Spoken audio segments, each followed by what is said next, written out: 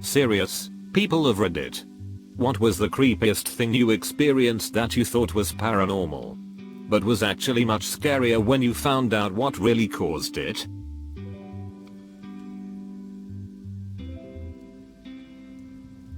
There was one time when I was younger that I was home alone in mine and my mother's old townhouse. I'd been downstairs in the living room and suddenly felt uncomfortable being down there alone. So I decided to go to my room. I get about halfway up the stairs when I feel this horrible sense of dread and panic, and I look back and see this complete silhouette of man. Complete from head to toe. Standing in the corner at the bottom of the steps. I could feel him looking at me even though there were no eyes. I ran up the stairs and locked myself in my room until my mother got home. Wasn't until years later that I was diagnosed with schizophrenia, which explained that happening and a lot of other things I was going through. Seeing, hearing. I've gotten more used to the things I've seen and heard over the years. And the medication helps immensely.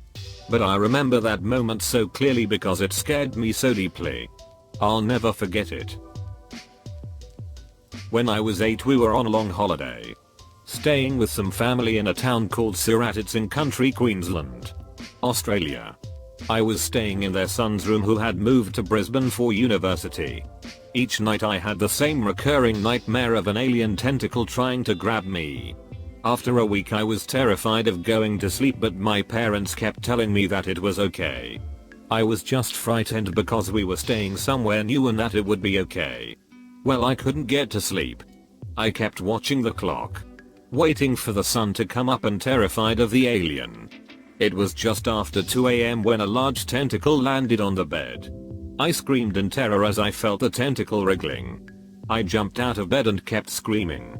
My parents, aunt, uncle, and sister ran into the room to find me huddled in the corner screaming.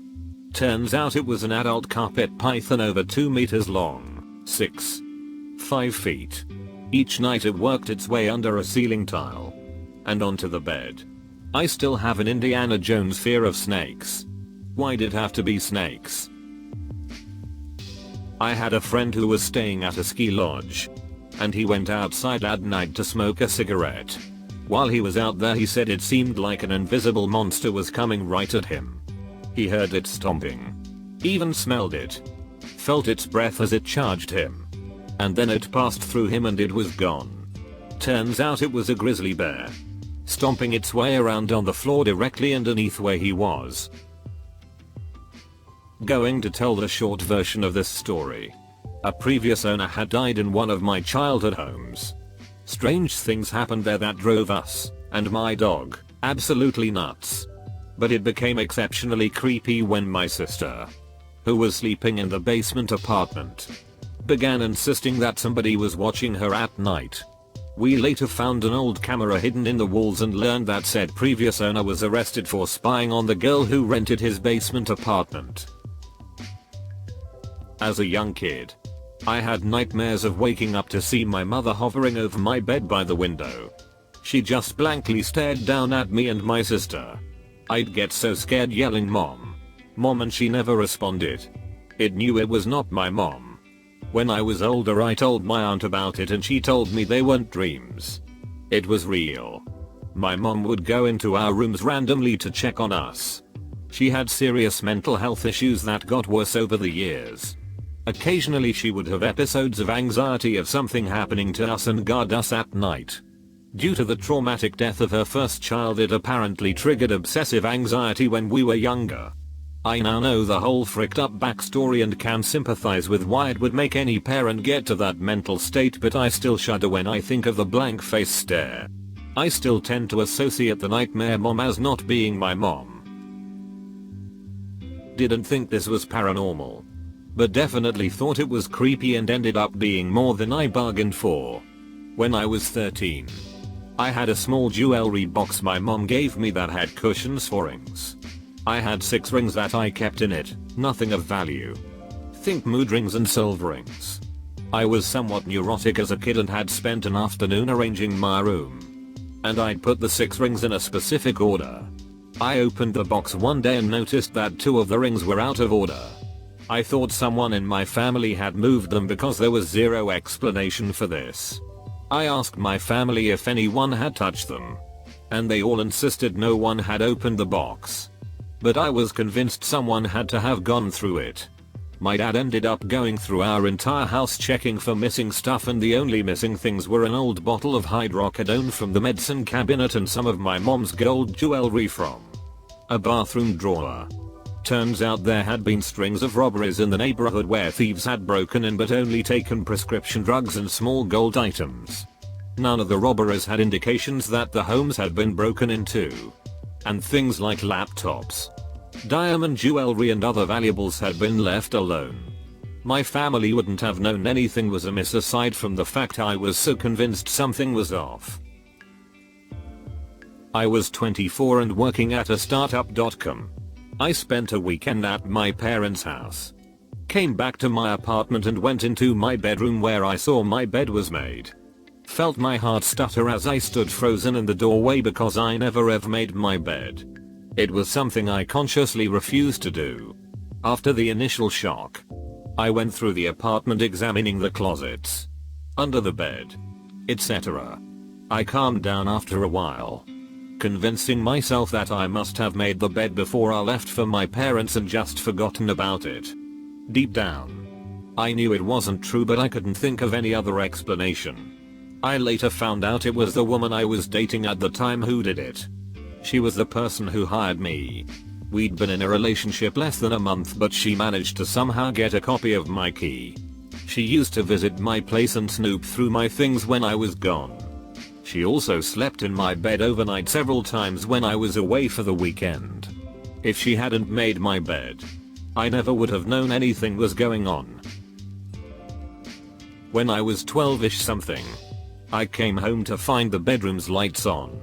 If it was just my bedroom, then it wouldn't have been a problem.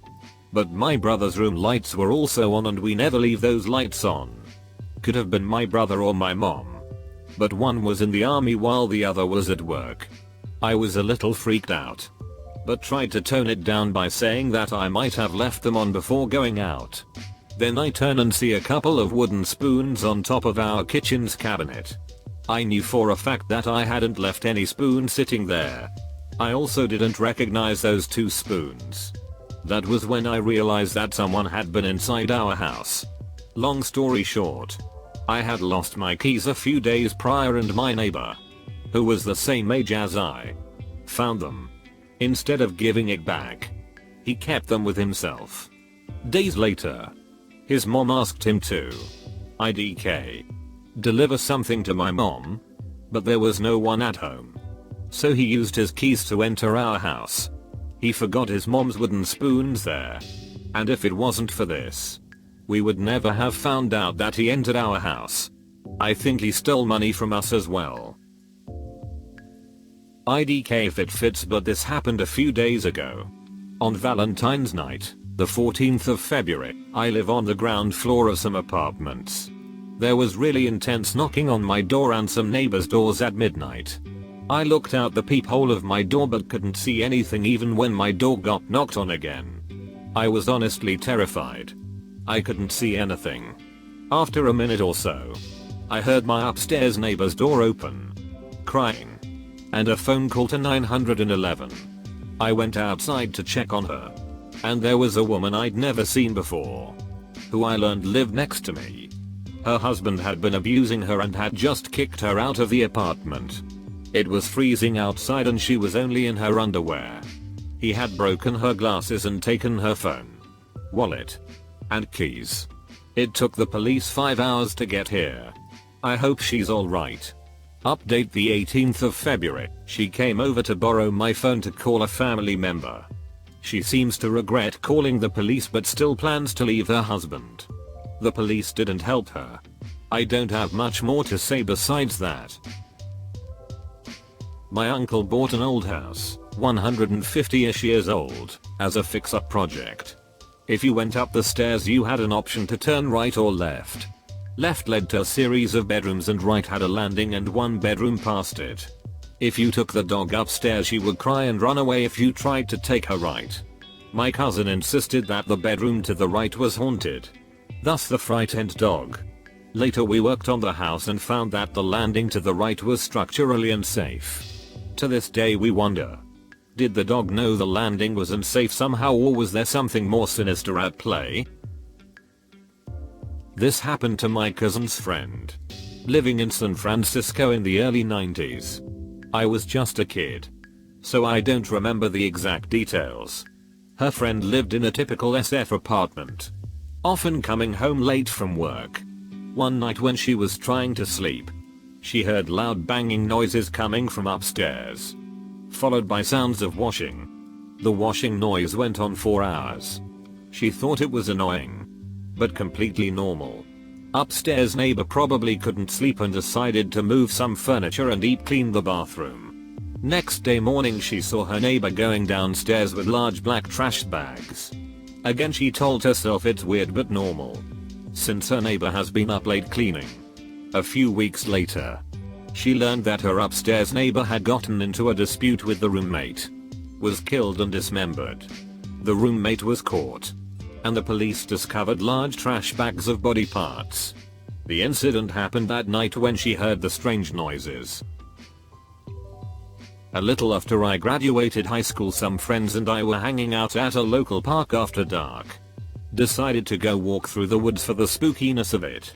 About 20 minutes in we hear this loud screaming from behind us and barely see this dark figure rushing towards us at what we would describe as supernatural speed. So we hauled ass and didn't stop until we were out of the wooded area and didn't see it. A couple of friends claimed it appeared to be floating towards us as it howled like a banshee. We later found out that area of the woods is popular for homeless people to hang out in and shoot up. So instead of some sort of evil wood spirit, it was most likely a homeless heroin addict running at us at full speed and screaming.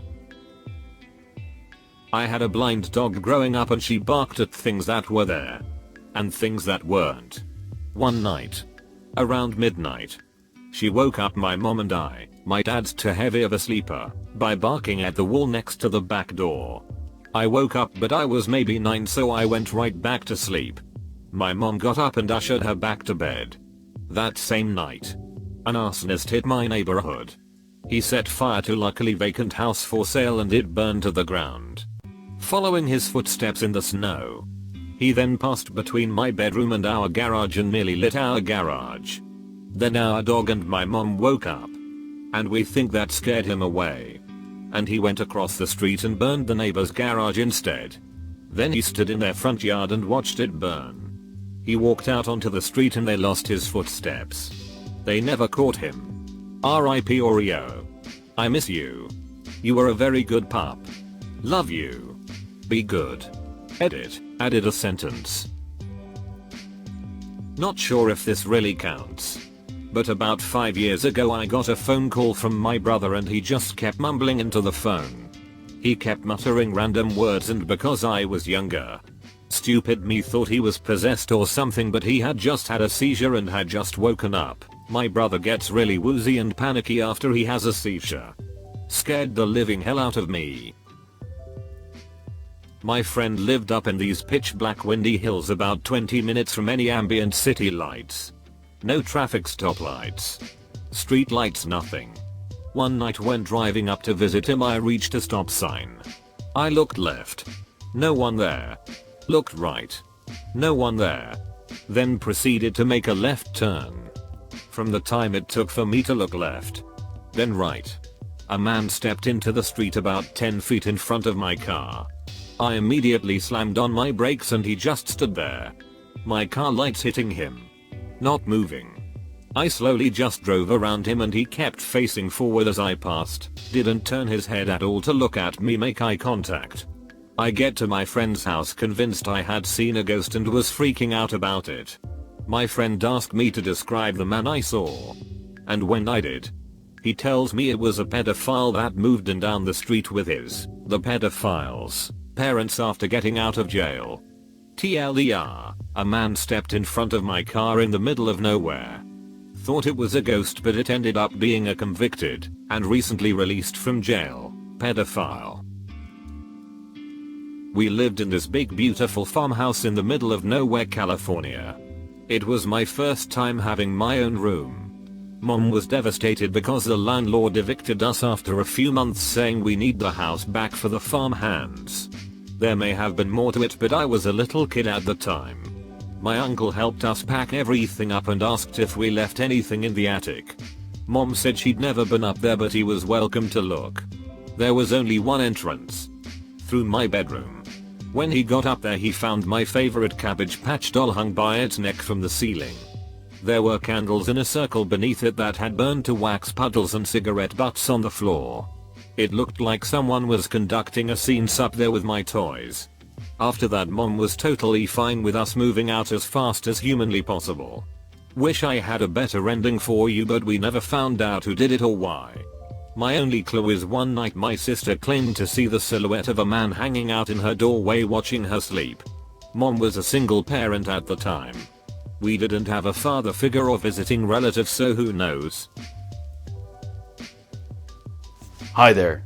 Look, if you enjoyed the video, well, why not go ahead and hit that like and subscribe to Reddit Stories. In fact, if you want to see even more responses to this thread, well then, take a look. There's the link in the description below. And remember, show some love to those authors while you're there. And I look forward to seeing you next time.